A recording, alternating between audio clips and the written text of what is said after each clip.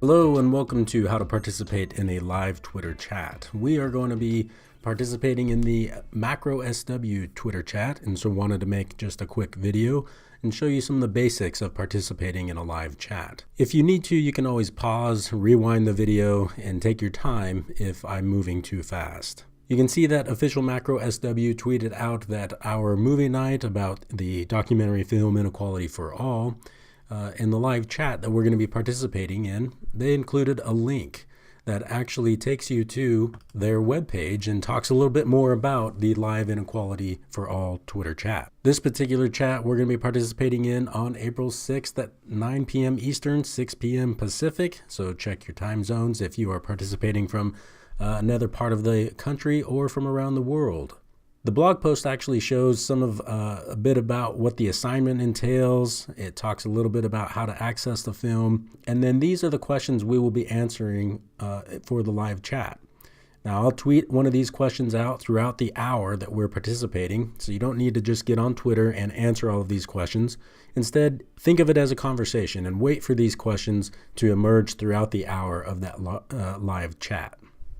So let's start off again with, what is a live chat? Well, when you're on Twitter and you search for a certain hashtag like MacroSW, go up here in the search bar and you click on this, you can see that it gives you a couple of different options. And I'm going to click on the latest tweets that include the MacroSW hashtag. So this MacroSW hashtag is a link. It basically is a way of aggregating all of the tweets on Twitter that include this hashtag. So think of it as an aggregator. And that becomes important later on. But in a live chat, we'll be tweeting out some questions around whatever the topic is for that night. For this Thursday, it will be around the Inequality for All documentary film. And then you respond to those questions. Depending upon who's leading the chat, that's where the questions will come from, but oftentimes in the live chat, multiple people will retweet the questions so that they show again throughout the feed and you can see them. So some basics of tweeting and being involved on Twitter, some of the mechanics that you might want to know for a live chat, as well as just participating in Twitter if you've never done this before. One of the things that we often call a mention, or sometimes can be termed as an @reply, is when someone includes your username, like mine here @JimmySW, is included in this tweet from socialworkhelper.com. Now, this is basically a mention, and it's used a number of different ways, either to notify, because I would receive a notification from this from Twitter, or a way to give kind of a hat tip or credit to someone that maybe shared a link or shared a resource, so you might mention them in a tweet. It's not always necessary, but it's a good way to give credit when credit's due. Retweeting is a main function of part of Twitter. When you retweet, it's just reposting someone else's tweet.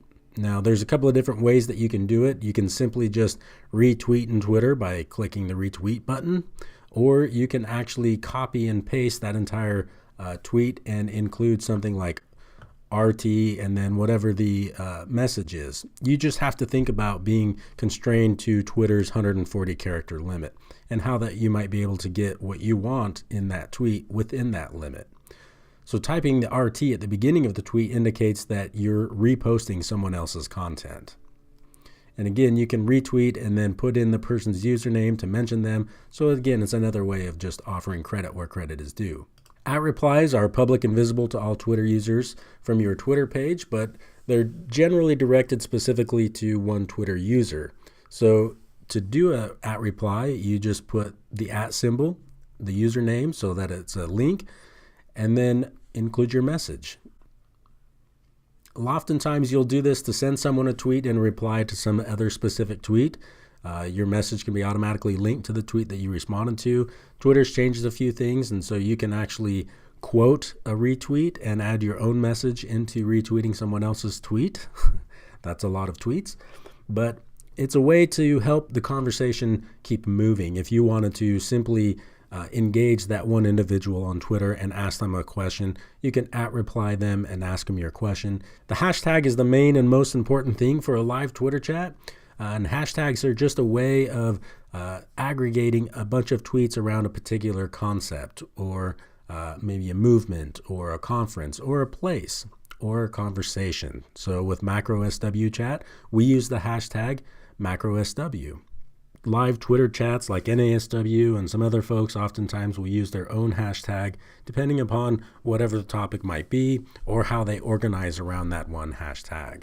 All right, so when we engage in a live Twitter chat, it's just basically a conversation. It happens in real time on Twitter, and you follow this conversation by following the hashtag. And there's a number of different ways that you can do this using some different social media tools like Hootsuite. I like to use Tweet Chat, and I'll show you that in a minute. But there's always different things that are coming out on the market. And so Tweet Chat is stuck around, Hootsuite's around as well.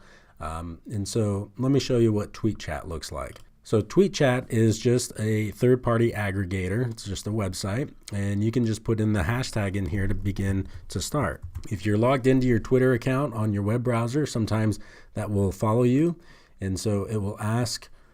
Mine's already been authenticated, so it just lets me go through. But let it authenticate, and it'll give permission to use your Twitter so that you can actually have your Twitter account linked over here into Tweet Chat. This way, whatever you do here on Tweet Chat follows its way into Twitter. The reason I like this aggregator is because it shows all of the MacroSW chats, those tweets that have been shown or have the MacroSW hashtag. Also, you can do a number of different things as far as engaging with other users, retweeting something, liking it or favoriting, or doing an @reply to these individuals. I generally leave the settings alone and will just use this. The thing that's nice about this Twitter editor window here is that it already includes the MacroSW hashtag. So you can type whatever you want in this bar and then just hit tweet. So it says that my tweet went through. There's also a tweet here available, and so I can click that and it will show that my tweet has come through, and see the MacroSW hashtag was automatically included. If you want to just follow along on Twitter and not worry about using the Tweet Chat website, you can do so. It's a little bit more challenging, but it is possible. So you still have to use the search window up here in Twitter to use MacroSW. Pull up the feed. You'll always have to stay on the latest so that you can see during the live chat the tweets that are coming through. And this will not update in real time. And usually there will be a sign here that you need to click on, refresh the feed so that you can see the new tweets coming through. So again, you can engage with these. If you wanted to retweet somebody else's tweet, you can simply do that by hitting the retweet sign. You can @reply them. You can favorite just like you can on the Tweet Chat with the signs over here. You can do that here on Twitter. Now, the difference is that if you wanted to simply answer the question, when you go to tweet, as long as you're in the MacroSW page here of doing the Twitter search on Twitter, it will include the hashtag. If you were not there, that hashtag would be gone and you would have to add it in after your tweet. And then that tweet would go through. So again, the same thing on Twitter exists for if you wanted to @reply with someone, you would need to @reply, and then you can include your tweet of whatever you want to say.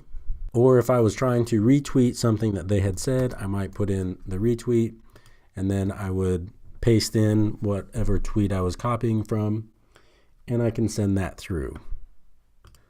So now you can see that a tweet has come through on here on the Twitter search. So you click on the one new result. On a live chat, that will be many new results, but you click on that and you'll see the new tweet that has come through. Another piece of doing a live Twitter chat is that when the questions come through, oftentimes the questions will come through with a Q1 or a Q2 followed by the content of the question. When you respond to a question, best practice is actually to include A1 or A2, whatever your question you're answering to, followed by how you want to answer it. Now again, here on Tweet Chat, I can put in A1 and whatever the answer might be that I would like to post. And here the MacroSW hashtag would already be included, so I could just go ahead and tweet that through. On Twitter, you would type in A1 or A2 or whatever it is, followed by your answer and the hashtag, and you would tweet that and it would go right through. If those tips were too quick for you, you can always go out to Teaching and Learning in Social Work. This is a blog by my colleague, Dr. Laurel Hitchcock, How to Participate in a Live Twitter Chat, Tips for Social Workers. I'll put a link in the description down below, but this is a great write-up on how to participate in a chat, what some of the symbols mean, what to do during the chat, etc., etc. So this is a great resource. Check out the link down below in the description. This is how to participate in a live Twitter chat. I hope this helps you get ready for the live Twitter chat and that you'll be able to engage and get a lot out of the chat. These are usually fun, they are fast and furious, but it's an excellent learning opportunity, and I hope you all enjoy it. Thanks.